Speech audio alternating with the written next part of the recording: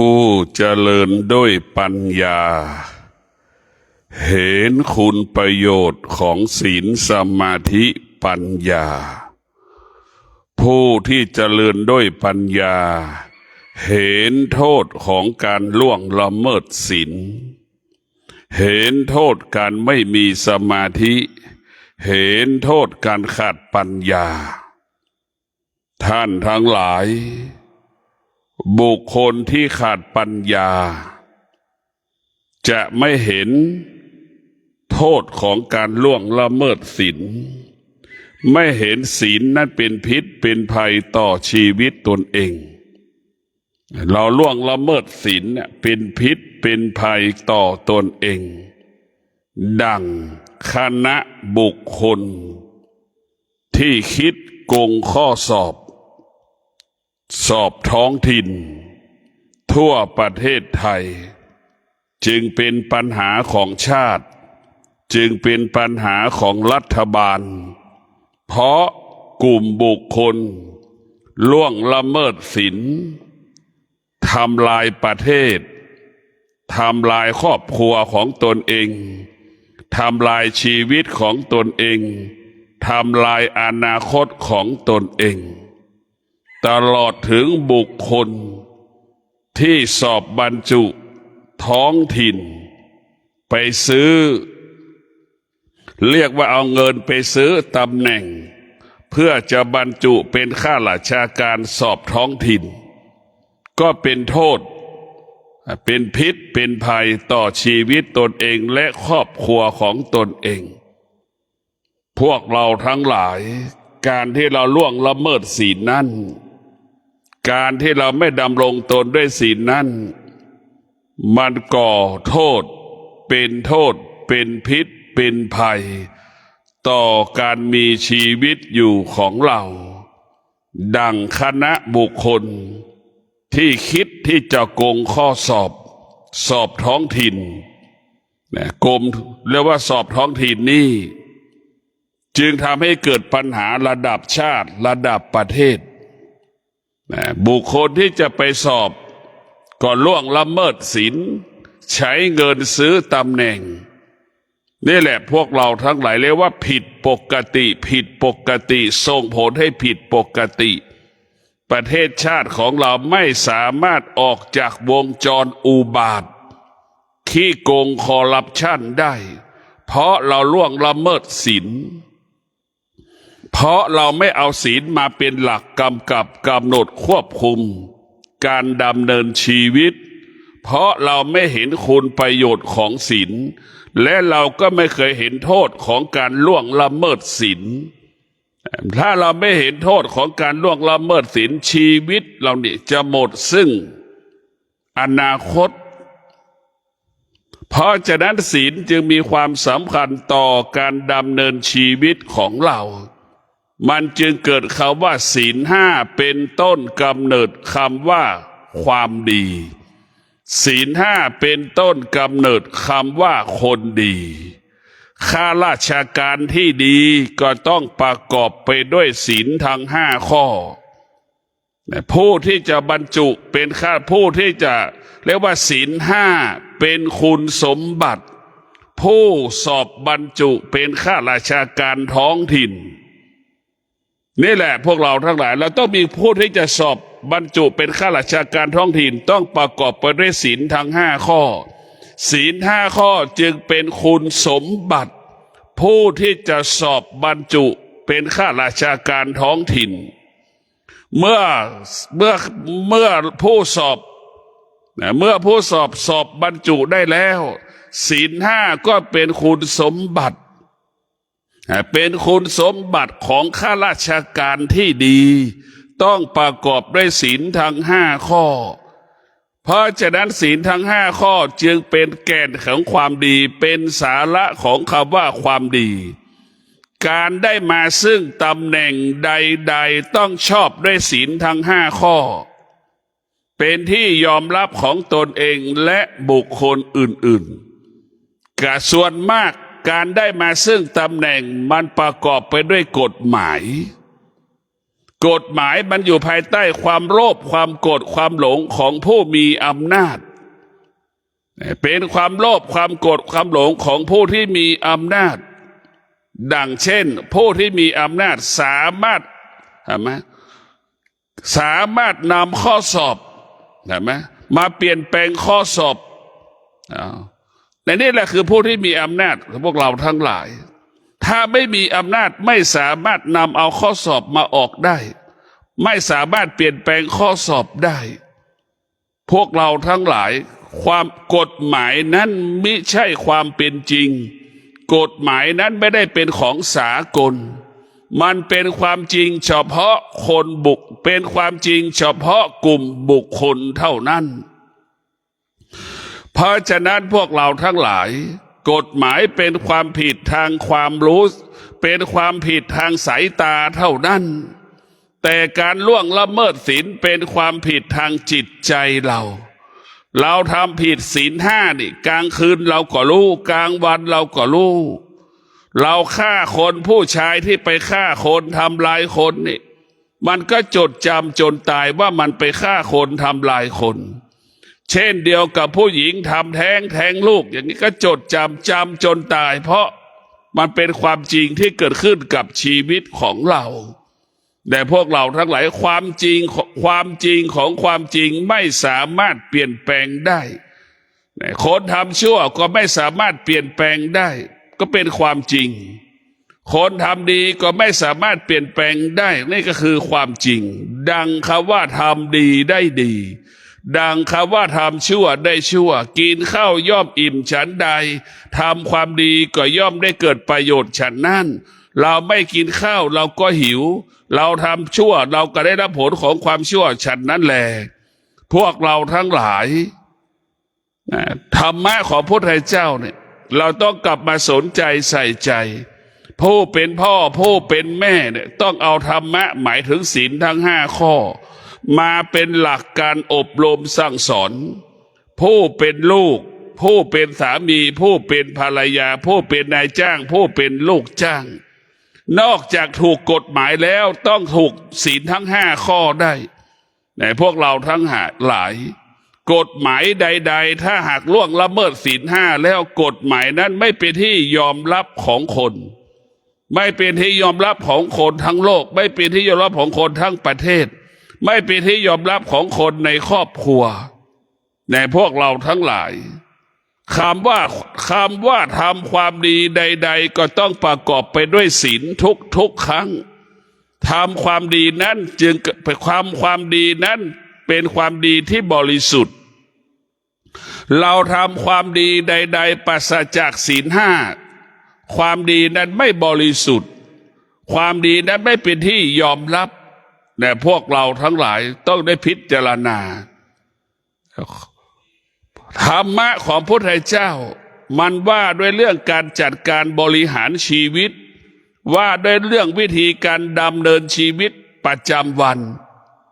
เช่นมรรค8มันก็บอกให้เราแล้วว่าประกอบสัมมาชีพให้บริสุทธิ์อยู่กับปัจจุบัน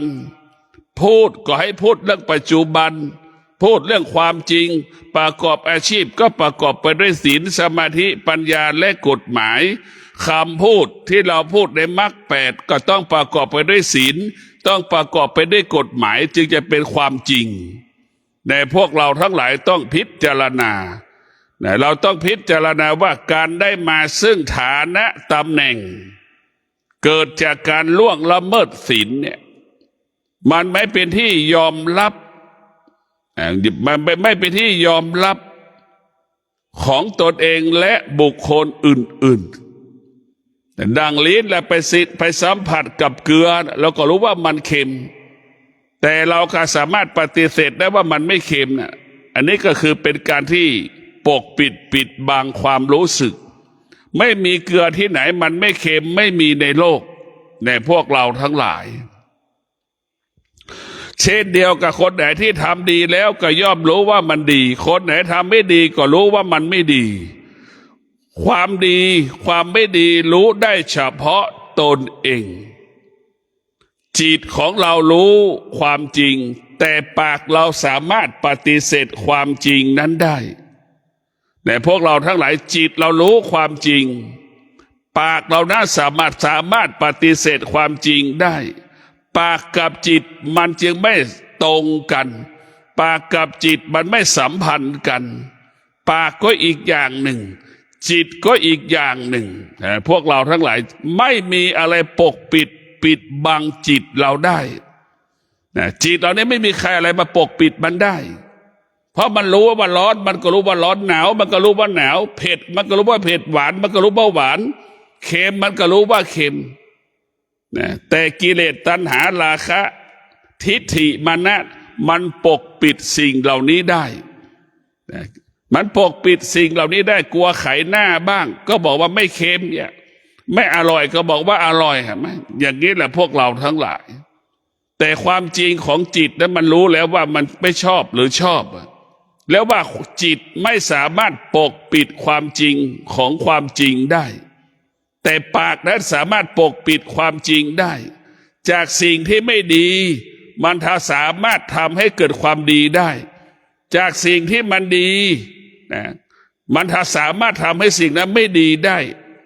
ส่วนมากเราก็ไปเชื่อความจริงของปากนี่มันไม่ใช่ความเป็นจริงพวกเราทั้งหลายปากของเรามันเหมือนปากของเด็กนั่นแหละพูดไปเรื่อยเปื่อยมันไม่รู้ค่าความหมายใดๆทั้งสิ้นเพราะฉะนั้นปากของคนทุกคนนี่พูดความจริงไม่ถึง10%มันพูดความไม่เป็นจริงมากกว่าความจริงตั้ง90%เพราะฉะนั้นพวกเราทั้งหลายดังคำว่าพ่อแม่สามีภรรยาลูกถึงพูดความจริงไม่หมดไม่จบไม่มีสามีคนไหนพูดความจริงให้กับภรรยาตนเองหมดถึงพูดไม่หมดไม่จบนี่คือความจริงเช่นเดียวกับภรรยาไม่เคยพูดความจริงให้กับสามีตนเองถึงแม้พูดไม่หมดไม่จบเช่นเดียวกับลูกไม่เคยพูดความจริงให้กับพ่อกับแม่หมดถึงแม้พูดความจริงไม่หมดไม่จบนี่แหละถึงมาที่สุดก็เหมือนแม่กับพ่ออีกไม่ถึงแม้พูดความจริงกับลูกก็ไม่สามารถพูดความจริงให้กับลูกหมดได้นี่แหละพวกเราทั้งหลายเมื่อเรารู้แล้วว่าทุกคนมันเป็นเช่นนี้ดังพ่อแม่สามีภรรยาลูกไม่เคยพูดความจริงหรือพูดความจริงไม่หมดไม่จบถ้าเรารู้อย่างนี้แล้วเราจะไม่ถูกหลอกเราจะไม่ถูกหลอกไม่ถูกโกงดังผู้ที่เข้าบรรจุเป็นข้าราชการท้องถิ่นเนี่ยเห็นไหมมีตั้ง400,000 คนเนี่ยพวกเราทั้งหลายคนที่มันเสียเงินไปแล้วถึง900 คน9,000 คนที่ฟังข่าวพวกเราทั้งหลายเสียเงินไปซื้อตำแหน่งตั้ง9,000 คนอย่างเนี้ยนึกดูกันแล้วกันและตำแหน่งมีแค่1,000 คนหรือ800 คนเนี่ยนึกดูกันแล้วกันนะ9,000เงินอยู่ที่ไหนแล้วพวกเราทั้งหลายเนี่ยเราไปเชื่อเขาเนี่ยจึงทำให้เราถูกหลอกถูกโกงพวกเราทั้งหลายเหมือนข่าวที่ปักใต้เห็นไหมไปเก็บเงินแล้วมาสอบไม่ได้ยิงกันเห็นไหมยิงบ้านกันแต่พวกเราทั้งหลายรู้ว่าศีล 5นี่มันมีความสำคัญต่อการดำเนินชีวิตของมนุษย์เพราะฉะนั้นรัฐบาลก็ดีกระทรวงศึกษาธิการก็ดีมันต้องกลับมาสนใจเรื่องศีล 5อยู่เหนือกฎหมายศีล 5ได้อยู่เหนือกฎหมายศีล 5เป็นต้นกำเนิดของกฎหมายศีล 5จึงเป็นผู้ควบคุมกฎหมายศีล 5จึงเป็นผู้ควบคุม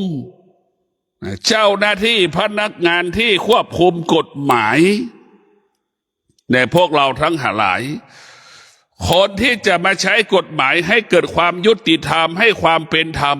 คนเหล่านั้นต้องประกอบไปด้วยศีลพวกเราทั้งหลายศีล 5เปรียบเสมือนกฎหมายกำกับกำหนดควบคุมโจทย์และจำเลยควบคุมโจทย์และจำเลยพวกเราทั้งหลายไปกำกับกำหนดควบคุม อัยการผู้พิพากษาอีกเนี่ยมันยิ่งใหญ่กว่ากฎหมายเลยศีลห้าเนี่ยพวกเราทั้งหลายศีลห้ามันยิ่งใหญ่และมันมีอานุภาพเป็นความจริงทุกวันนะผู้พิพากษาจะทำถูกก็รู้อยู่แก่ใจผู้พิพากษาจะทำผิดก็รู้อยู่แก่ใจนี่แหละพวกเราจะให้คุณแก่บุคคลใดบุคคลหนึ่งก็รู้อยู่แก่ใจจะให้โทษแก่บุคคลหนึ่งบุคคลใดก็รู้อยู่แก่ใจนี่แหละศีลห้ามันจึงศีลห้านั้นมันจึงมีบทบาทเช่นศีลห้าข้อที่สี่ว่าด้วยการสื่อสารเนี่ยเช่นอัยการผู้พิพากษาสื่อสารทางคำพูดเห็นไหมทางคำพูดอย่างเงี้ยมันต้องประกอบไปด้วยศีลห้าข้อที่สี่ศีลห้าข้อที่สี่ว่าด้วยการสื่อสารความจริงสื่อสารความจริงเท่านั้นบทศีลห้าข้อที่สองโจทย์และจำเลยทุกอักขระพยัญชนะโจทย์จำเลยลิขิตเขียนบันทึกทุกตัวอักษรต้องประกอบไปด้วยศีลห้าข้อที่สองต้องประกอบไปด้วยศีลห้าข้อที่สี่นี่แหละคือความจริงนี่คือความจริงเราจะได้รับความเป็นธรรมก็อยู่ตรงนี้พวกเราทั้งหลายการล่วงละเมิดศีลการล่วงละเมิดศีลบ่อนทำลายเศรษฐกิจของชาติพวกเราทั้งหลายยกตัวอย่างหัวหน้าครอบครัวผู้เป็นพ่อดื่มเหล้าทุกวันเนี่ยทุกวันวันละ20 บาทนึกดู30 วันเนี่ยเป็นจำนวนเงินเท่าไหร่ผู้ชายไทยมีประมาณสัก40 ล้านก็พอนึกดูนี่ผู้ชายไทยมีสัก30 ล้านก็ได้30 ล้านคนถ้าดื่มเหล้าทุกคนวันละ20 บาทนึกดูพิษเป็นเงินเท่าไหร่พอดื่มเหล้าเสร็จแล้วผลของการดื่มเหล้านำมาซึ่งปัญหาสารพัดปัญหาอีกเห็นไหมทำให้เราสูญเสียการจัดการบริหารงบประมาณอีกเท่าไหร่ชกต่อยตีกันอีกเห็นไหมเป็นโรคภัยไข้เจ็บอีกเพราะฉะนั้นพวกเราทั้งหลายการล่วงละเมิดศีลเป็นการทำลายเศรษฐกิจของชาติเป็นการทำลายความมั่นคงของชาติเป็นการทำลายความมั่นคงของชีวิตเป็นการทำลายความมั่นคงของครอบครัวแต่พวกเราทั้งหลายเรียกว่าประชาชนชนชาติใดดำรงตนด้วยศีลประเทศชาตินั้นมั่นคงประเทศชาตินั้นเกิดความสงบเหมือนประเทศภูฏานพวกเราทั้งหลายประเทศภูฏานดำรงตนด้วยศีลประเทศของภูฏานจึงสงบเรียบร้อยในพวกเราทั้งหลายศีลทั้ง5 ข้อนั้นเป็นหลักที่ลูกทุกคนเกิดมาแล้วควรรู้คนทุกคนเกิดมาแล้วควรรู้ผู้เป็นพ่อผู้เป็นแม่ควรเอาศีลทั้ง5 ข้อเป็นเครื่องอบรมสั่งสอนดังคำว่าแม่บอกว่าลูกอย่าไปทำความไม่ดีแม่ก็ไม่รู้ว่าคำว่าความไม่ดีหมายถึงอะไรคำว่าความไม่ดีได้แก่อะไรพ่อกับแม่ก็ไม่รู้ได้พูดแต่คำว่ามันไม่ดีนี่แหละพวกเราทั้งหลายมันจึงเข้าไม่ถึงแกนแห่งความดีคำว่าไม่ดีก็หมายถึงการล่วงละเมิดศีล5 ข้อนั่นแหละคือคำว่าไม่ดีคำว่าบอกให้ลูกทำดีพ่อกับแม่ก็บอกให้ลูกทำดีซ้ำๆพ่อกับแม่ก็ไม่รู้อีกว่าคำว่าทำดีนั่นคือได้แก่อะไรจึงเป็นเหตุให้เกิดคำว่าความดีอะไรเป็นเหตุให้คำว่าคนดีการดำรงตนด้วยศีลการรักษาศีล5 ข้อนั่นแหละเป็นต้นกำเนิดคำว่าความดีเป็นต้นกำเนิดคำว่าคนดีในพวกเราทั้งหลายคำว่าดีก็เกิดจากศีลคำว่าไม่ดีก็เกิดจากศีลเราล่วงละเมิดศีลเป็นคนไม่ดีเราทำความไม่ดีดังข้าราชการกลุ่มผู้ที่คิดโกงข้อสอบเนี่ยเขาล่วงละเมิดศีลเขาคิดทำความไม่ดีคิดทำความไม่ดี เนี่ยความไม่ดีก็เกิดผลกับเขาป่านนี้ร้องไห้เสียใจเห็นไหมพ่อแม่ร้องไห้เสียใจสามีภรรยาร้องไห้เสียใจกลัวคนในครอบครัวจะต้องติดคุกเนี่ยพวกเราทายมาติดคุกกันหมดคนที่กระทำเนี่ยมันไม่สามารถลอยนวลได้เนี่ยพวกเราทั้งหลายกินไม่ได้นอนไม่หลับกังวลใจทุกข์ใจร้องไห้เสียใจบุคคลที่เสียเงินไปสอบบรรจุท้องถิ่นก็ร้องไห้เสียใจอีกกลัวจะถูกจับอีกว่าล่วงละเมิดกฎหมายให้สินบนเจ้าหน้าที่เพื่อซื้อตำแหน่งเนี่ยมันผิดหมดทุกอย่างแต่พวกเราเป็นวงจรอุบาทเพราะฉะนั้นพวกเราต้องว่าอะไรก็แล้วแต่ต้องประกอบไปด้วยศีลทั้งสิ้นคำว่าคนดีก็คือคนที่ดำรงตนด้วยศีลนั่นแหละแม่ที่ดีก็ต้องดำรงตนด้วยศีลนั่นแหละพ่อที่ดีก็ต้องดำรงตนด้วยศีลนั่นแหละพระสงฆ์ที่ดีก็ต้องดำรงตนด้วยศีลนักปฏิบัติธรรมดำรงปฏิบัติที่ดีก็ต้องดำรงตนด้วยศีลนายกรัฐมนตรีที่ดีก็ต้องประกอบไปด้วยศีลรัฐมนตรีที่ดีก็ต้องประกอบไปด้วยศีลข้าราชการทุกระดับชั้นที่ดีก็ต้องประกอบไปด้วยศีลศีลห้าจึงเป็นคุณสมบัติกรรมการสรรหาองค์กรอิสระเห็นไหมพวกเราทั้งหลายศีลห้าเนี่ยเป็นคุณสมบัติบุคคลที่จะเป็นกรรมการสรรหาองค์กรอิสระผู้ที่จะมาดำรงองค์กรอิสระผู้ที่จะมาดำรงตนองค์กรอิสระบุคคลเหล่านั้นก็ต้องดำรงตนด้วยศีลห้าศีลห้าก็เป็นคุณสมบัติบุคคลที่จะมาดำรงองค์กรอิสระเช่นปปชปปปแต่พวกเราทั้งหลายศาลรัฐธรรมนูญนี่ผู้พิพากษาอัยการศีลห้าจึงเป็นคุณสมบัติพวกเราทั้งหลายเป็นคุณสมบัติหมดของคนผู้ที่จะมาดำรงตำแหน่งแต่ทุกวันนี้พวกเราทั้งหลายถ้ากรรมการสรรหาองค์กรอิสระล่วงละเมิดศีลมันจึงเกิดปัญหาเป็นปัญหาดังคำว่าหัวสวเนี่ยพวกเราทั้งหลายไม่เป็นที่ยอมรับพูดมา2 ปีปันนี้มาพวก2 ปีแล้วพวกเราทั้งหลายพูดตั้งแต่วันแรกจนถึงวันนี้พูดทุกวันหัวสวไม่จบไม่สิ้นเขากระโดงวันนี้ก็พูดไม่จบไม่สิ้นนะพวกเราทั้งหลายอะไรที่ล่วงละเมิดศีลอะไรที่ล่วงละเมิดศีลล่วงละเมิดกฎหมายนี่มันไม่เป็นที่ยอมรับของคนทุกคนเราจะเห็นได้ว่าเขากระโดงก็ดีที่เป็นข่าว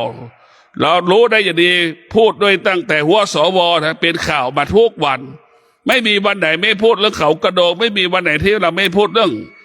หัวสวเนี่ยพวกเราพิจารณาดูนี่แหละคือการล่วงละเมิดศีลไม่เป็นที่ยอมรับพวกเราก็ต้องพิจารณาบุคคลที่มีปัญญาจะเห็นโทษของการล่วงละเมิดศีลแล้วจะบุคคลที่มีปัญญาจะดำรงตนด้วยศีลศีลจะสำรวมกายศีลจะสำรวมวาจาเรียกว่าศีลกำกับกายกำกับจิตให้เราคิดดีพูดดีทำดีคำว่าคิดดีพูดดีต้องประกอบไปด้วยศีลนะพวกเราทั้งหลายคิดดีพูดดีต้องประกอบไปด้วยศีลสิ่งนั้นจะเป็นประโยชน์เกิดประโยชน์คิดดีแต่ล่วงละเมิดศีลไม่ใช่ความเป็นจริงของความดีแต่พวกเราทั้งหลายดีต้องประกอบไปด้วยศีล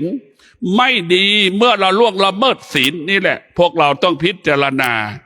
เราต้องพิจารณาว่าศีลนั้นมีความสำคัญต่อ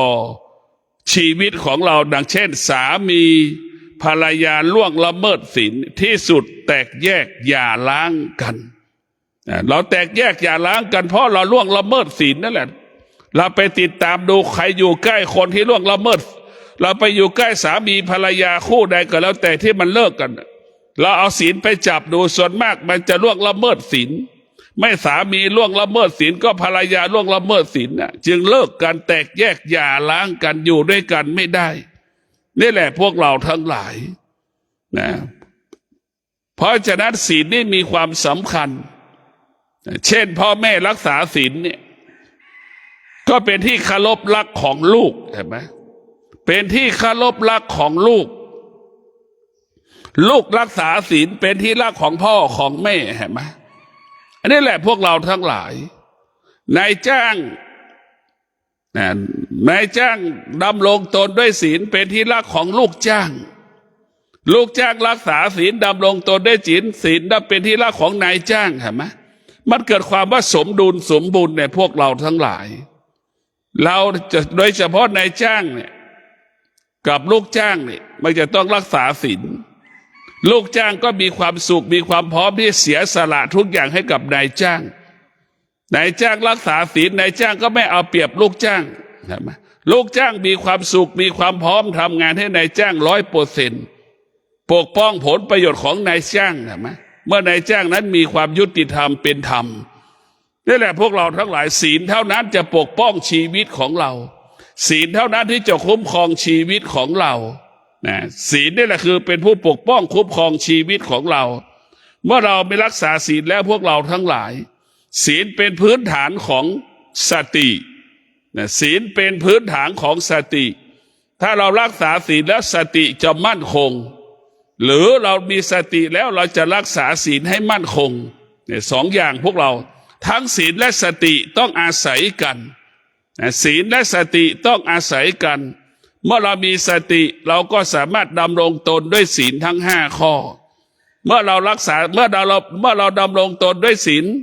ทำให้เรามีสติเข้มแข็งมั่นคงยั่งยืนงอกงามทั้งศีลและสติจึงทำให้เราเกิดปัญญาศีลสติจึงทำให้เราเกิดปัญญาเมื่อศีลสติเกิดขึ้นแล้วปัญญามันก็เกิดมันก็เห็นความจริงเห็นความจริงดังแม่ดังผู้เป็นแม่รักลูกมากกว่ารักสามีตนเองระหว่างลูกกับสามีผู้เป็นแม่ก็จะเลือกเอาลูกมากกว่าเลือกเอาสามีนั่นแหละผู้ที่มีปัญญาจะเห็นความจริงแบบนี้สามีนั้นไม่ใช่ความจริงเป็นสมบัติของเราแค่บางเวลาวันหนึ่งสามีก็สามารถแตกแยกหย่าร้างเราได้ไม่สามารถอยู่กับเราได้สามีก็กลายเป็นของคนอื่นได้สามีจึงเป็นของสาธารณะ สามีเป็นสมบัติของเราแค่บางเวลานี่คือผู้ที่มีปัญญาจะเห็นความจริงอย่างนี้ส่วนลูกผู้ที่มีปัญญาเห็นลูกว่าเป็นสมบัติของเราทุกลมหายใจผู้ที่มีปัญญาจะเห็นความจริงจะรักลูกตัวเองมากกว่าสามีตัวเองสนใจลูกตัวเองมากกว่าสามีตัวเองในพวกเรานี่แหละคือผู้มีปัญญาจะเห็นความจริงแบบนี้ยังมีผู้เป็นแม่บางคนหลงสามีตนเองทิ้งลูกไว้ข้างหลังก็มีอีกจำนวนมากแต่พวกเราทั้งหลายหลงสามีตนเองทิ้งลูกไว้ข้างหลังมันยังมีอีกจำนวนมากทิ้งลูกให้กับตากับยายเป็นคนเลี้ยงดูแล้วก็ไปมีสามีใหม่ไปมีภรรยาใหม่นี่แหละคือหลงเรียกว่ามันหลงพวกเราทั้งหลายขาดสติขาดปัญญามันไม่ขาดปัญญามันไม่เห็นความจริงเมื่อไม่เห็นความจริงสร้างโทษเป็นโทษเป็นภัยต่อชีวิตตนเองครอบครัวของตนเองสร้างภาระสร้างปัญหาให้กับตากับยายเป็นคนดูแลไปสร้างภาระปัญหาให้กับญาติของตนที่ดูแลลูกหลานของลูกของตนเองนี่แหละพวกเราทั้งหลายเราต้องมีสติต้องมีสติเราจะเห็นได้ว่าบุคคลที่ล่วงละเมิดศีลในพวกเราทั้งหลายบุคคลที่ล่วงละเมิดศีลไม่พร้อมที่จะมีท้องใช่ไหมพวกเราทั้งหลายไม่พร้อมที่จะมีท้องพอมีท้องแล้วก็เป็นแท้งพอแท้งแล้วก็เป็นกรรมที่ติดตัวเราจนตายติดตัวเราจนตายเสียใจจนตายว่าตัวเองเป็นคนฆ่าลูกตนเองเข้าใจเห็นไหมเข้าใจว่าเป็นคนฆ่าลูกของตนเองกิเลสเนี่ยมันสำคัญที่สุดราคะตัณหาเนี่ยมันสำคัญที่สุดมันหลอกล่อเราพวกเราทั้งหลายถ้าเราขาดสติเมื่อไหร่มันจะเป็นพิษเป็นภัยต่อการมีชีวิตอยู่ของเราในพวกเราถ้าเรามีสติมันจะมีคุณประโยชน์กับเรามันจะมีคุณประโยชน์ขาดสติจะเป็นพิษเป็นภัยให้เราพิจารณาดูว่าศีล5นั้นใครก็แล้วแต่ที่ดำรงตนด้วยศีลเกิดความสุขเกิดความสุขมีความสุขคนรอบข้างมีความสุขเกิดความสุขเห็นไหม ดังพ่อแม่ดำรงตนด้วยศีลทำให้ครอบครัวนั้นอบอุ่นและมีความสุขลูกๆทุกคนมีความสุขพ่อแม่รักษาศีลเคารพและให้เกียรติผู้เป็นภรรยาตนเองผู้เป็นสามีตนเองเห็นไหมนี่แหละคือเป็นสิ่งที่อบอุ่นที่สุดพ่อแม่ที่รักษาศีลทำให้ลูกนั้นอบอุ่นและมีความสุขทำให้ลูกนั้นมีพลังในการประกอบอาชีพปฏิบัติหน้าที่นี่แหละทำให้พวกเราทั้งหลายพ่อแม่ดำรงตนด้วยศีลจึงเป็นพ่อแม่ต้นแบบจึงเป็นพ่อแม่แบบอย่างที่ดีของลูกเพราะฉะนั้นพวกเราทั้งหลายคำว่าต้นแบบอย่างต้องเกิดจากศีลทั้ง5 ข้อพ่อแม่ต้นแบบพ่อแม่แบบอย่างก็คือพ่อแม่ที่ดำรงตนด้วยศีลทั้ง5 ข้อพ่อแม่ที่ดำรงตนด้วยศีลสมาธิปัญญาแด่พวกเราทั้งหลายดำรงด้วยศีลสมาธิปัญญาดำรงด้วยศีล5 ข้อนั่นแหละพ่อแม่ต้นแบบพ่อแม่แบบอย่างจะเป็นบุคคลตัวอย่างเป็นบุคคลตัวอย่างเป็นบุคคลแบบอย่างดังพระบาทสมเด็จพระเจ้าอยู่หัวรัชกาลที่9เห็นไหมเป็นผู้ชายตัวอย่างเป็นผู้ชายต้นแบบอย่างของเป็นผู้ชายไทยนะพวกเราทั้งหลายเห็นไหมพระองค์ท่านดำรงตนด้วยศีลนะพระองค์ท่านดำรงตนด้วยศีลจึงเป็นกษัตริย์ต้นแบบจึงเป็นกษัตริย์ที่เป็นแบบอย่างของกษัตริย์ทั้งโลกนะเพราะนั้นกษัตริย์ทั้งโลกไม่สามารถทำแบ่งพระบาทสมเด็จพระเจ้าอยู่หัวรัชกาลที่9เราได้เนี่ยมันยิ่งใหญ่มหาศาลในพวกเราทั้งหลายศีลได้เป็นที่ยอมรับของคนทุกคนนะถ้าเราต้องดำรงตนด้วยศีลดังหลวงปู่มั่นดำรงตนด้วยศีลเห็นไหมศีลคือของหอมหลวงปู่ดำรงตนด้วยศีลนะจิตหลวงปู่เปรียบเสมือนของหอมกายหลวงปู่เป็นของหอมรูปของหลวงปู่ก็เป็นของหอมชื่อหลวงปู่ก็เป็นของหอมหมดทุกคนนั่งสมาธิภาวนาก็จะเอาหลวงปู่มาเป็นต้นแบบมาเป็นแบบอย่างของพระกรรมฐานหลวงปู่จึงเป็นต้นกำเนิดพระวัดป่าหลวงปู่จึงเป็นพระต้นแบบกรรมฐานของพระในประเทศไทยและพระทั่วโลกเอาหลวงปู่เป็นต้นแบบเป็นแบบอย่างของพระกรรมฐานแต่พวกเราทั้งหลายต้องมีสติพิจารณาแต่การว่าการที่เรามีปัญญาเราจะเห็นคุณประโยชน์ของศีลนะจะเห็นคุณประโยชน์ของศีลเราจะรักษาศีลทั้ง5 ข้อเรียกว่าบุคคลใดรักษาศีลเท่ากับบุคคลนั้นรักษาชีวิตของตนรักษาอาชีพของตนหน้าที่ของตนตำแหน่งของตน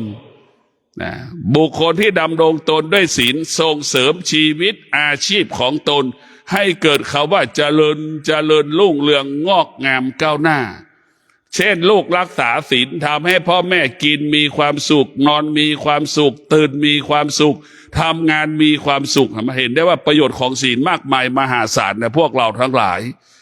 ลูกรักษาศีลนี่ทำให้พ่อแม่มีความสุขพ่อแม่มีพลังในการประกอบอาชีพปฏิบัติหน้าที่เรียกว่าศีลนั้นจะเป็นเรียกว่าเป็นพลังงานที่เป็นบวกถ้าเรารักษามันจะเป็นพลังงานที่เป็นบวกเราหาทรัพย์ได้ก็ด้วยศีลนี่แหละทรัพย์ที่เราหามาได้ก็ต้องประกอบไปด้วยศีลทรัพย์นั้นจะมั่นคงได้เมื่อศีลนี่แหละพวกเราทั้งหลายหาก็ด้วยศีลรักษาก็ด้วยศีลใช้ด้วยศีลทั้งนั้นเรามีทรัพย์รักษาทรัพย์หาทรัพย์ด้วยศีลทั้ง5 ข้อศีลทั้งทรัพย์สมบัติที่เราหามาต้องประกอบด้วยศีลทั้ง5 ข้อเราจะรักษาทรัพย์ก็ต้องประกอบด้วยศีลทั้ง5 ข้อเราจะใช้ทรัพย์ให้เป็นประโยชน์สูงสุดก็ต้องประกอบไปด้วยศีลทั้ง5 ข้อเมื่อเราใช้ทรัพย์แล้วไม่เป็นพิษเป็นภัยเห็นไหมนั้นว่าเป็นประโยชน์เกิดประโยชน์ต้องประกอบไปด้วยศีลทั้ง5 ข้อมีคนส่วนหนึ่งใช้ทรัพย์ล่วงละเมิดศีลไปซื้อยาบ้าเห็นไหมไปซื้อยาไปซื้อยาเสพติดไปซื้อสารพัดที่มันเป็นโทษต่อชีวิตโทษต่อประเทศชาติบ้านเมืองเรานี่แหละพวกเราทั้งหลายมันจึงทำให้เรานั่นเป็นปัญหาเกิดปัญหามาตลอดศีลนั้นสำคัญที่สุดผู้ที่มีปัญญาจึงให้ศีลเป็นรากฐานของจิตของกายผู้ที่มีปัญญาได้จะเห็นว่าศีลมีความสำคัญต่อการมีชีวิตอยู่ผู้ที่มีปัญญาจะเห็นความสำคัญของสมาธิ เรียกว่าศีลสมาธิมีความสำคัญทั้งศีลทั้งสมาธิก่อการกำเนิดเปลี่ยนแปลงเป็นปัญญาศีลสมาธิรวมกันแล้วเปลี่ยนแปลงเป็นปัญญาคือเป็นความจริงรู้ความจริงดังคำว่าผู้ที่มีปัญญาจึงรู้ว่าทุกคนรักชีวิตตนเองเนี่ยผู้มีปัญญาเห็นความจริงว่าทุกคนรักชีวิตตนเองเมื่อทุกคนรักชีวิตตนเองเราก็ไม่ควรเบียดเบียนทำลายชีวิตบุคคลอื่นเมื่อมนุษย์รักชีวิตตนเองผู้ที่มีปัญญาก็รู้อีกว่าสัตว์ทุกชนิดทุกตัวเล็กตัวใหญ่เขาก็รักชีวิตของเขานี่แหละผู้ที่มีปัญญาจะเห็นความจริงรู้ความจริงจึงให้เรานั้นผู้ที่มีปัญญาจึงให้เราดำรงตนด้วยศีลนี่แหละประโยชน์ของผู้ที่มีปัญญาจะเห็นประโยชน์ของศีลผู้ที่มีปัญญาจึงเห็นความจริงว่ามนุษย์เกิดมาแล้วต้องอาศัยปัจจัยสี่ต้องแสวงหาปัจจัยสี่เห็นไหมทุกคนมีปัจจัยสี่มีทรัพย์มีสมบัติทุกคนก็หวงแหนทรัพย์สมบัติปัจจัยสี่ที่หามาได้ยากหามาได้ยากและลำบากผู้ที่มีปัญญาจึงรู้ว่าทุกคนหวงแหนทรัพย์สมบัติปัจจัยสี่ของตนเราผู้ที่มีปัญญาก็จึงบอกให้เรารู้ว่าไม่ควรไปล่วงละเมิดเบียดเบียนทรัพย์สมบัติของบุคคลอื่นเราก็หวงสมบัติของเราหากเราไปล่วงละเมิดสมบัติของบุคคลอื่นเบียดเบียนทรัพย์สมบัติของบุคคลอื่นเบียดเบียนปัจจัยสี่ของบุคคลอื่นมันก็ไม่เป็นมงคลสำหรับชีวิตเราเนี่ยผู้ที่มีปัญญาจึงรู้ว่าการล่วงละเมิดศีลเป็นโทษการรักษาศีลนั้นมันเป็นประโยชน์กับชีวิตของเรานี่แหละพวกเราทั้งหลายต้องพิจารณาว่าความจริงของพระพุทธเจ้านั้นเป็นความจริงของความจริงของชีวิตเราได้เช่นเราว่าบุคคลที่ดำรงตนด้วยศีลสุขภาพดีอายุยืนเห็นไหมพวกเราทั้งหลายสุขภาพดีอายุยืนเมื่อบุคคลที่ดำรงด้วยศีลสุขภาพดีอายุยืนเราก็ไม่ต้องเสียเงินค่าใช้จ่ายการรักษาโรคภัยไข้เจ็บตรงกันข้ามบุคคลที่ล่วงละเมิดศีลดื่มเหล้าสูบบุหรี่เที่ยวกลางคืนเห็นไหมไม่เป็นโรคภัยไข้เจ็บก็ลดอุบัติเหตุเห็นไหมแต่พวกเราทั้งหลายเนี่ยมาถ้ากินเหล้าทำให้สุขเป็นโรคภัยไข้เจ็บสารพัดโรคภัยไข้เจ็บเห็นไหมเมื่อโรคภัยไข้เจ็บปรากฏก็ต้องเสียเงินไปรักษาเห็นไหมนี่แหละว่าคนที่ล่วงละเมิดสัตว์นั้นทำลายชีวิตตนเองทำลายรายได้ของตนเองทำลายเศรษฐกิจของครอบครัวนี่แหละพวกเราทั้งหลายการล่วงละเมิดศีลอย่างคืนนี้เมาแล้วขับเนี่ยไปชนท้ายคนอื่น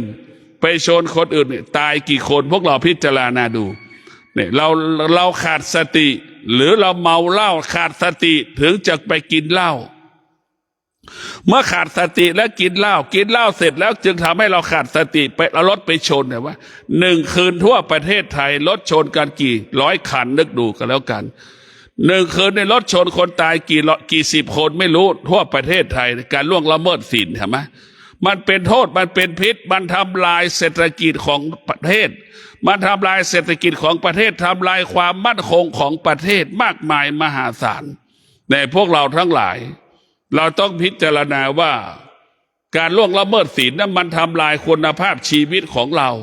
มันทำลายคุณภาพของการพัฒนาประเทศศีล 5จึงเป็นรากฐานของการพัฒนาประเทศนะพวกเราทั้งหลายนะการคำว่าการพัฒนาประเทศเนี่ยมันต้องประกอบไปด้วยศีลทั้ง5 ข้อดังคำว่าแผนพัฒนาเศรษฐกิจแห่งชาติทุกฉบับมันต้องประกอบไปด้วยศีลทั้ง5 ข้อเนี่ยพวกเราทั้งหลายแผนพัฒนาเศรษฐกิจแห่งชาติทุกฉบับต้องประกอบไปด้วยศีลทั้ง5 ข้อข้อศีลทั้ง5 ข้อเป็นหลักการพัฒนาทรัพยากรมนุษย์โลกศีล5 ข้อเป็นหลักการพัฒนาทรัพยากรมนุษย์โลกศีล 5 ข้อเป็นหลักการพัฒนาประชากรของชาติถ้าประชากรของชาติดำรงตนด้วยศีลเนี่ยพวกเราทั้งหลายประเทศชาติเราจะมีเงินมากมายมหาศาลเงินเหลือกินเหลือใช้นะพวกเราทั้งหลาย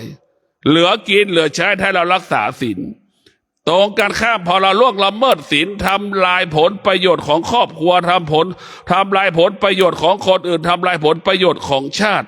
ทำลายเศรษฐกิจของชาติทำลายเศรษฐกิจของตนเองทำลายเศรษฐกิจของครอบครัวมากมายมหาศาลนะพวกเราทั้งหลายการล่วงละเมิดศีลนี่ทำลายความมั่นคงของโลกทำลายความมั่นคงของชาติในพวกเราได้พิจารณาดูว่านี่คือความจริงที่เราจะต้องพิจารณาเราจะเห็นได้ว่าข้าราชผู้ที่ประสอบบรรจุเป็นข้าราชการท้องถิ่นโดยเฉพาะบุคคลที่ซื้อตำแหน่ง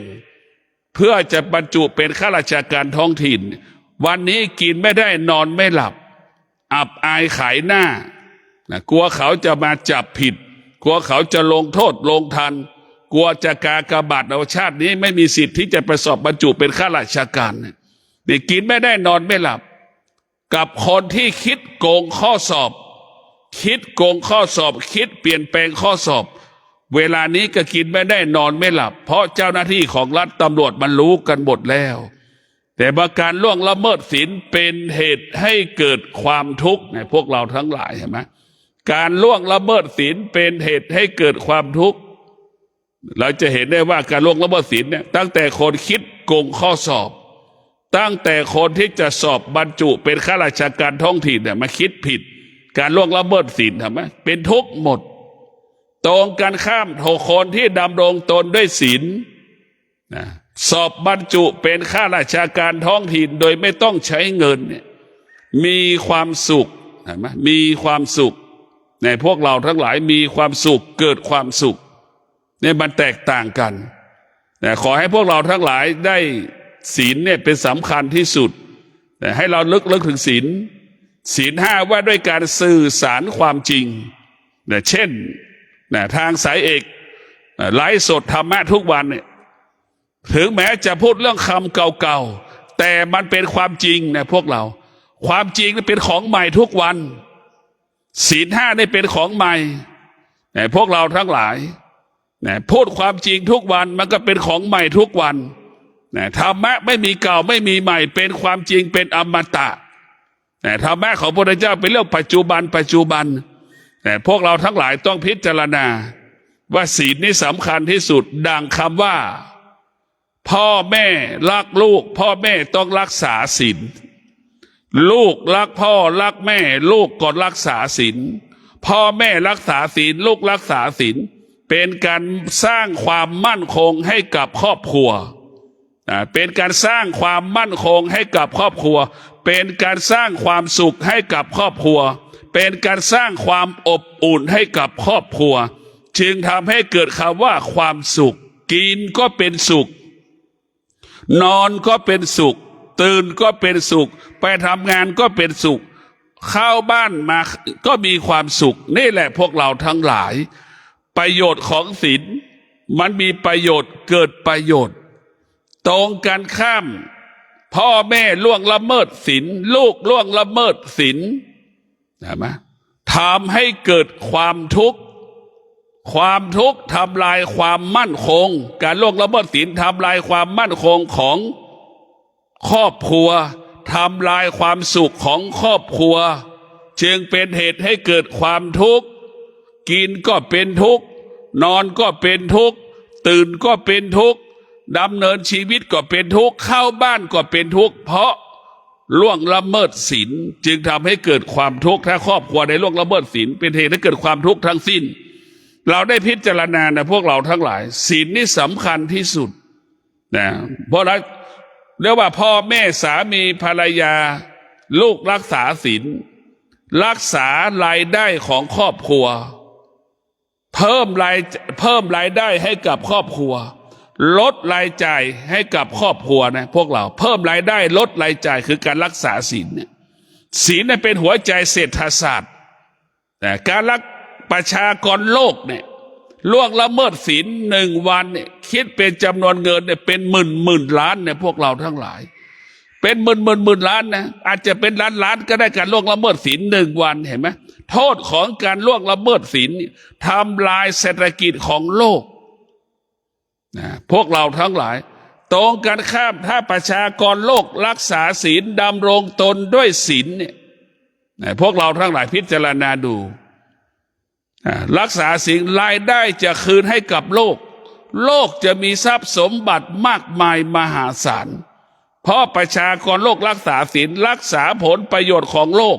รักษาผลประโยชน์ของชาติตนเองครอบครัวของตนเอง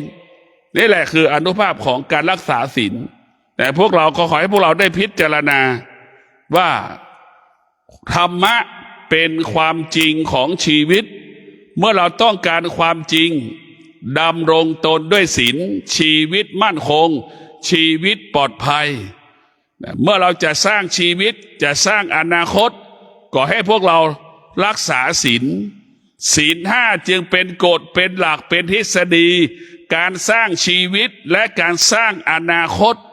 ถ้าเราดำรงตนด้วยศีลชีวิตอนาคตสดใสชีวิตอนาคตมั่นคงชีวิตอนาคตมีความสุขชีวิตและอนาคตเกิดความสงบสุขทุกวันทุกวันทุกวันขอเจริญพร